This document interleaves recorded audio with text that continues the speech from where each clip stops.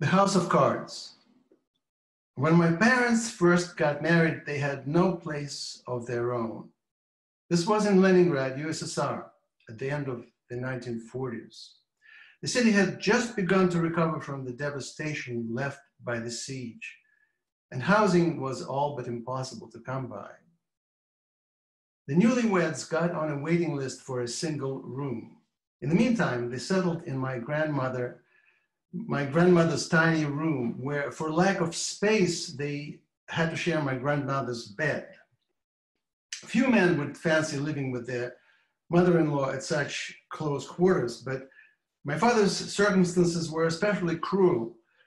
Consummating his marriage was out of the question, and not to mention the sleazy gossip in the cavernous hallways. The waiting list was moving slowly, actually hardly moving at all. And every Sunday, my father repaired to the open-air exchange near Kuznechny Bazaar, where people from all over the city swapped their government-assigned rooms. His plan was to acquire a room with 1,000 rubles still left from his wartime savings. He ended up buying a small room in a communal apartment near the Kirovsky Theater. My parents moved in. Their neighbors greeted them with a smile, a major deviation from norm in the Soviet times. Their new room, though small as a closet, appeared to be a huge improvement over the old canyon. At last, they had a place of their own. My father was eager to consummate the marriage right away, but my mother suggested that they wait until the following Saturday after the housewarming party, a postponement to which he grudgingly agreed. The people from whom my parents bought their new room had neglected to mention a few important details about it. One was that the building had been hit by a German bomb during the war. It was later repaired, of course, but in such a hasty and slipshod way that it earned among its residents the nickname of the House of Cards. The worst thing, however, was the neighbor upstairs, a one-legged former artillery gunner known among the tenants as Ivan the Terrible, an inveterate drunkard. Night after night, the artillerist marked his return from the pub with shrapnel bursts of disintegrating dishes and the mortar-like sound of pots and pans smashed against the fragile walls. When he ran out of his usual projectiles, he would hurl his crutches at his wife. All this was usually accompanied by Ivan's loud cursing, the terrified shrieks of his wife and child, and the furious knocking from neighbors in the adjacent apartments. The neighbors had made numerous complaints about Ivan to the authorities, but nothing ever came of it. Because he was a decorated war veteran and an invalid to boot, the police seldom bothered him. Only on paydays, when he drank so heavily that he ended up sprawled on the floor of the pub, would the paddy wagon pick him up and take him to the sober house. The 2-day rehabilitation stays there didn't really do much for Ivan. He would start drinking moonshine as soon as he was out, but gave his neighbors a chance to catch up on their sleep. It was during one such lull that my parents had their housewarming party. When the party was over, they retired to their marital bed. To my father's dismay, my mother went to sleep right away, pleading exhaustion. For some time, he tossed and turned in bed, nursing his disappointment with his wife's apparent coldness. The disappointment soon turned into depression and gave rise to a whole train of thought that made him more and more anxious. He started to ruminate about his job at the catering administration and how precarious it was. After all, the times were such that Jews were kicked out of work en masse. Worse, he feared arrest. His immediate boss, Kranzman, the deputy director, had been arrested only a few weeks before. He hadn't been heard of since. All they were told at the weekly meeting was that the old manager had turned out to be a spy and saboteur who had conspired with the Joint Distribution Committee to poison Leningrad's meat supplies. Could Kranzman have incriminated his underling as a fellow conspirator in this plot, as the secret police interrogators wrenched from him confession upon confession? It wasn't all too unlikely that they might arrest him, Moshe Eichenboim, next. For at that very same meeting, the main topic was the unending deviousness of the Zionists. The head of the first department, Chugunkov, informed his comrades that those dastardly enemies of the people, having poisoned comrades Zhdanov and Balvanov, were now poised to poison the foodstuffs as well as the wells, lakes, and rivers of the motherland. Something had to be done to stop them. Chugunkov assured his comrades that the KGB was working around the clock to deal with that threat. More arrests would surely help.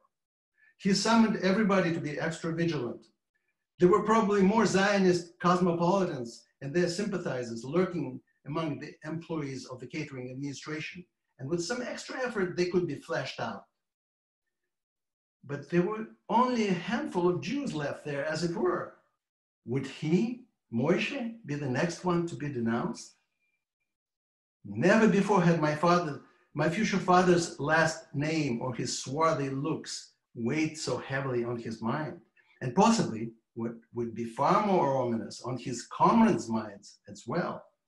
Granted, he was a good worker, an excellent manager. His meat procurement department had come out first in that year's communist competition. No one could complain about his performance, but who cared about performance when there were directives from Moscow to get rid of the Zionists? The organs, as the secret police call themselves, had their own target figures and their meat grinder was working round the clock.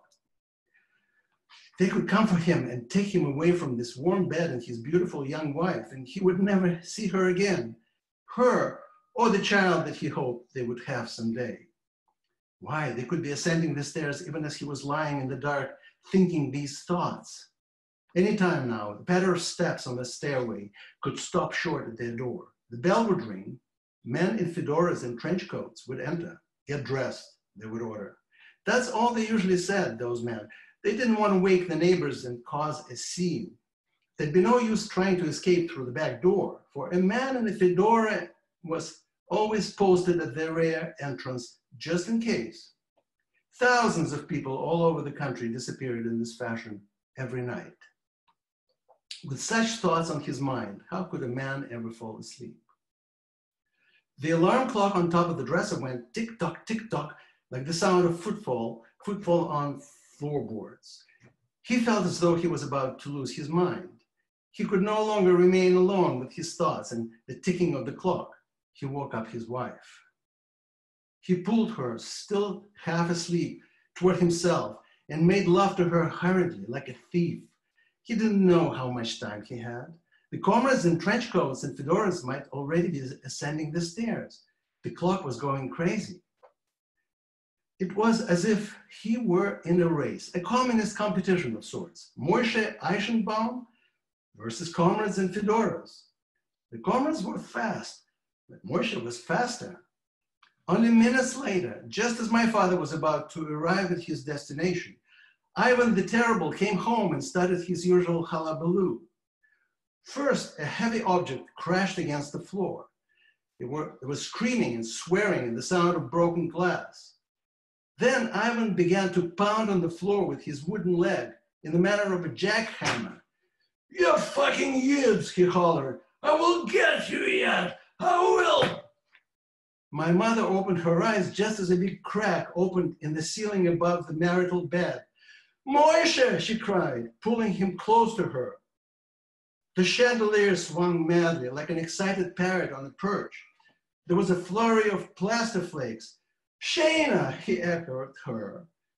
And just as the chasm above the bed widened another few inches, Moishe let go. A large chunk of plaster landed on his back. He emitted a cry as if wounded. More pieces of plaster, together with insulation, loose nails, and other debris, avalanched onto the bed. "A bombing raid," my father screamed from under the rubble. He thought that the Americans had attacked. "Goddamn Yids!" a drunken voice thundered above. Having made a hole in the floor, Ivan's wooden leg had become stuck between the rafters. Hard as he pushed against the floor with his other good leg and bore down on his crutches, he couldn't quite extricate it.